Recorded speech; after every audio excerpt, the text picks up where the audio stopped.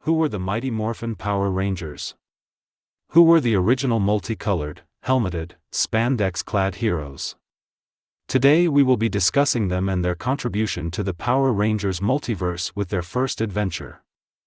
The story begins during a space expedition to the Moon in 1993.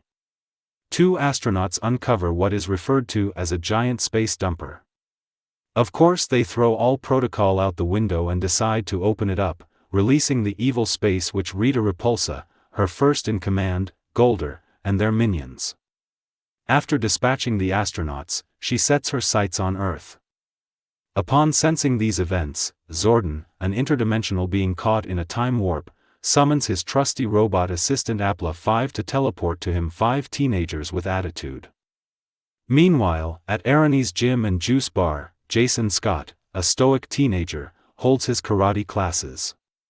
One such student is Billy Cranston, Jason's awkward, nerdy friend. Billy is not an athletic individual with a slender, scrawny frame, but what he lacks in muscle, he more than makes up for in intelligence.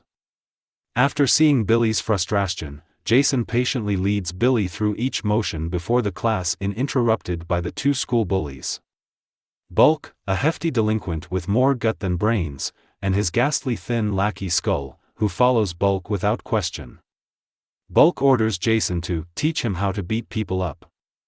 While Jason initially refuses, he decides to use this as an opportunity for his students, playing on Bulk's arrogance.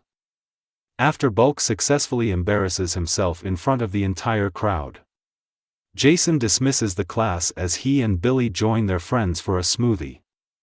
These include Zach, the smooth-talking, carefree dancer; Kimberly, the heartthrob Valley Girl gymnast; and Trini, a kind and compassionate teenager wise beyond her years.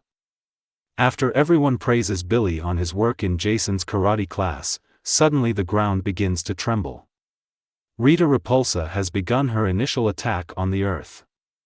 As the patrons flee, our 5 friends feel a bit uneasy and are unable to move. In a flash of light, the 5 teenagers are swept up into the air at unimaginable speed. When they all come to, they find themselves in a large chamber, with the only notable elements being a large control station in the center of the room, and a large tube in the back. Alpha 5 steps forth and introduces himself to the group, with Billy being in awe that he is standing in front of an actual robot. Just then they are interrupted by Zordon, who materializes in the tube as a disembodied head. He recaps recent events with the teenagers. He then brings them the offer to become a superhuman fighting force to battle Rita and save their world, imbued with the powers of the ancient dinosaurs.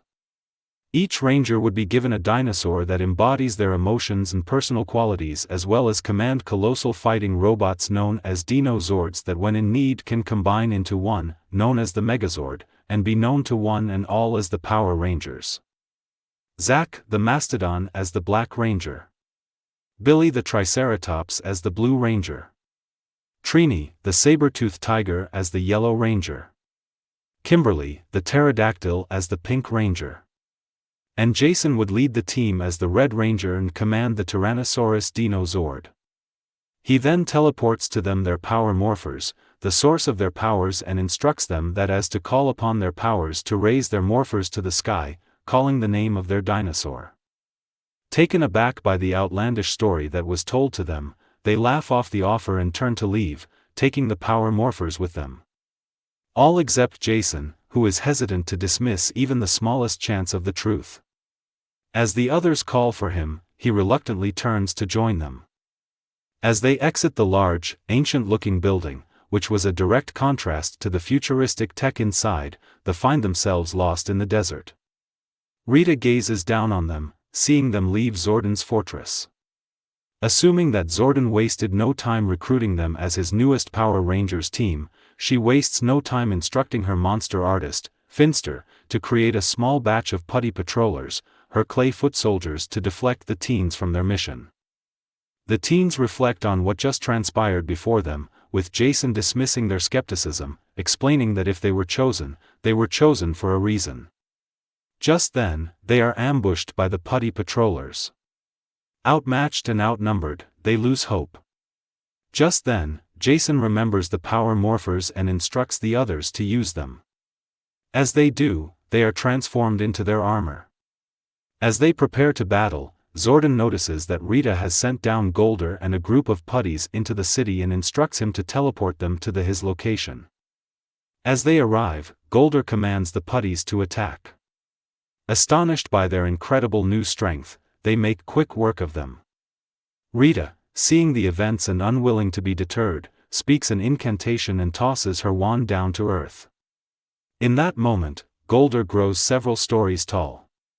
Jason, remembering about the Dino Zords, call upon them. Almost instantaneously, the 5 Zords arrive from all corners of the globe. Using their immense strength, the 5 leap into the cockpits. Jason instructs them to combine the Zords. Initially forming a large tank, they fire upon Golder, knocking him back, before completing the transportation into the Megazord.